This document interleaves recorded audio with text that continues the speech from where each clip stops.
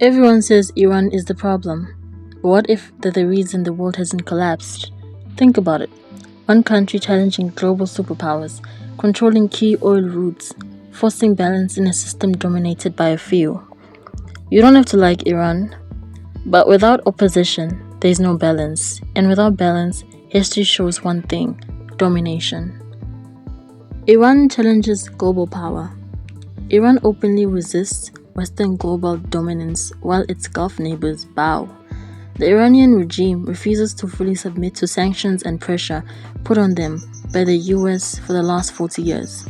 Without resistance, there is no balance, and without balance, there is full domination.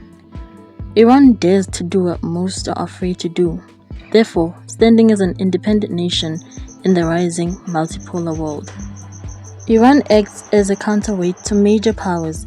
It supports alliances and movements that oppose imperialism, such as sale of drone and military technologies to nations such as Russia, the AES, North Korea, China, etc. It forces powerful nations to think twice before acting. Energy power and global influence.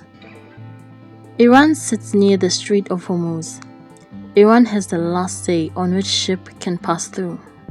The Iranian regime has the power to disrupt global oil, as we can see now that ever since the US and Israel have decided to attack Iran, oil ships have been blocked, oil prices soared, and the global supply has been hit hard.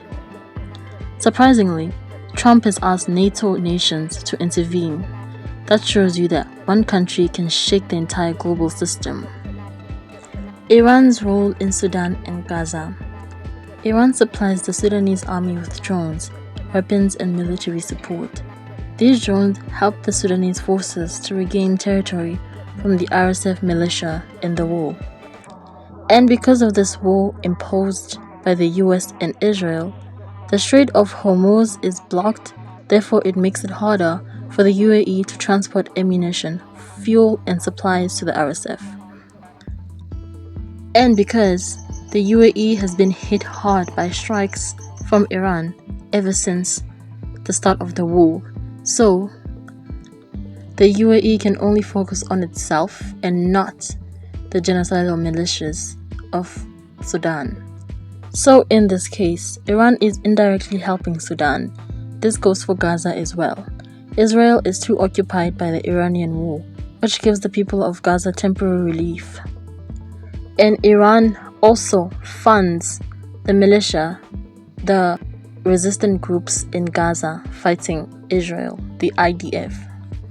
While many countries talk, Iran acts. Iran's support is not purely humanitarian, it also has its own interests like any other nation in the world. Supporters see it as support, and critics see it as interference.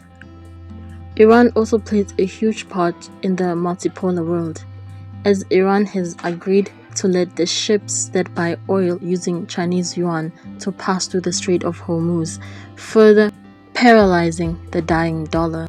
So is Iran helping or building power? So the controversial truth. Iran is involved in conflicts across the Middle East and Africa. It supports armed groups and governments. Its actions can stabilize one side and escalate another.